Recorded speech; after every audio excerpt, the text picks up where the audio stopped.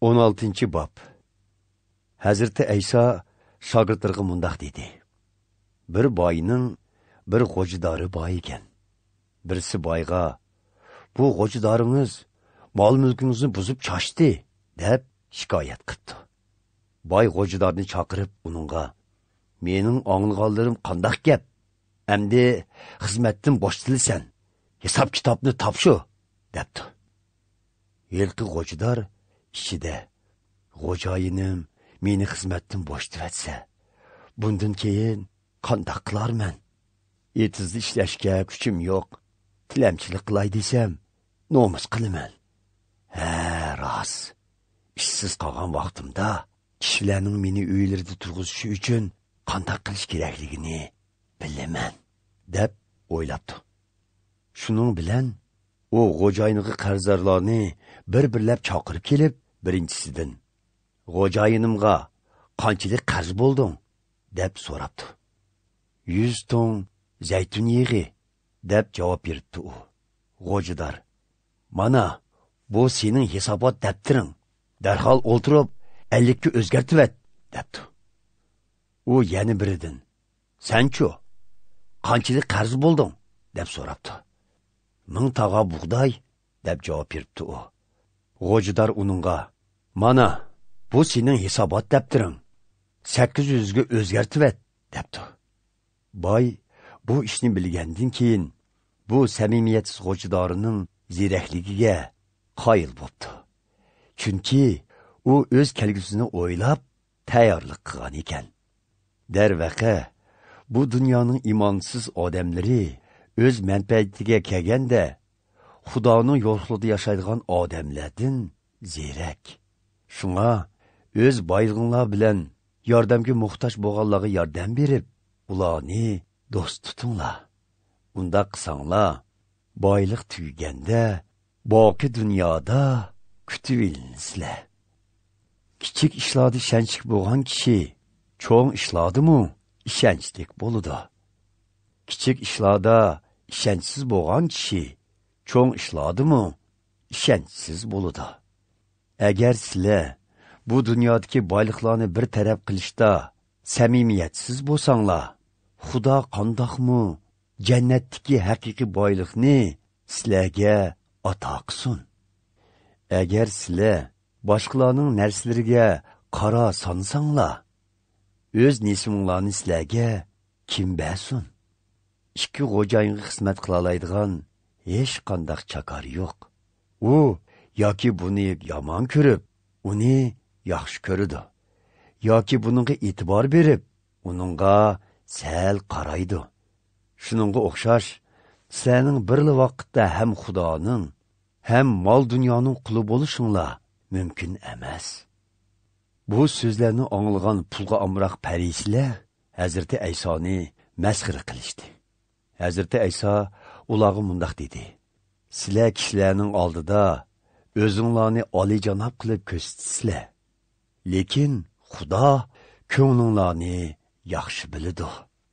İnsanlarning qadrlaydigini Xudoning nazarida yirkinchlikdir. Yahyo payg'ambarning zamonigacha Tavrat qonuni va payg'ambarlarning ta'limotlari sizlarga yetakchi edi.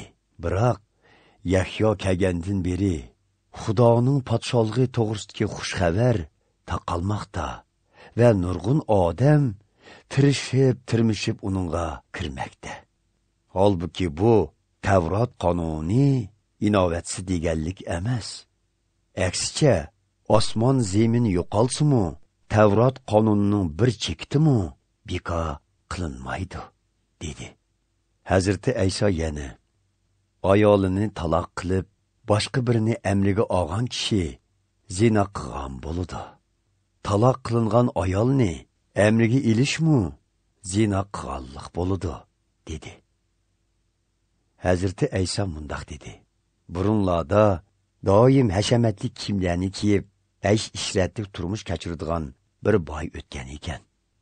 Yana butun a'zoyini jarohat besib ketgan Lazar ismli bir tilamchimi bor ekan. Kishilar uni boyning dostixonidan oshgan narsalarni terib yeb, jon boqsin deb, hamisha uni boyning eshik oldiga akilib qo'ydi ekan. U yerda yotqinida hatto ishitlar kelib, uning yorilarini yalaydi ekan. Keyin bu tilamchi o'lib ketibdi.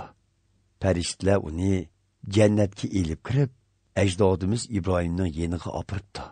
Uningdan keyin boymi o'lib, yerlikka qo'yilibdi. U yer ostida qattiq azob chekibdi. U beshini ko'tarib, yiroq bir joyda ajdodimiz Ibrohimni va uning yendiki Lazarni ko'rib, "Ey bovam Ibrohim, menga rahim qilgaysan. Lazarni avatkaysan.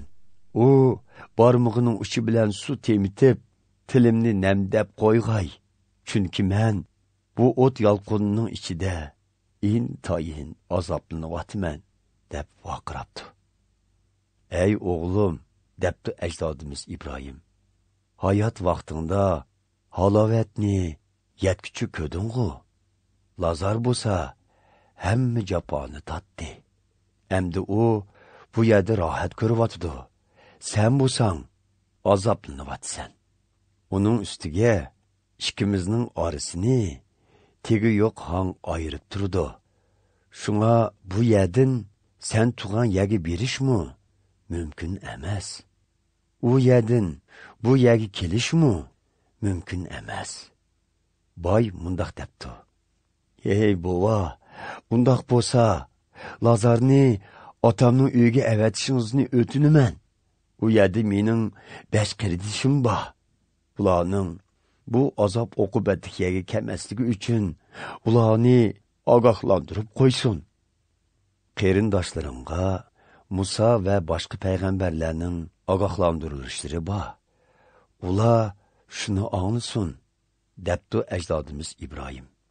"Ey bovam Ibrohim," debdi boy, "bu kifoya qilmaydi. Ular bek tarsa.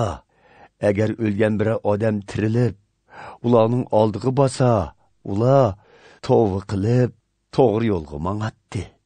Lekin ajdodimiz Ibrohim uningga, "Ular Musa va boshqa payg'ambarning so'zini anglamasa, o'lgan odam tirilsimi, ishonmaydi," debdi.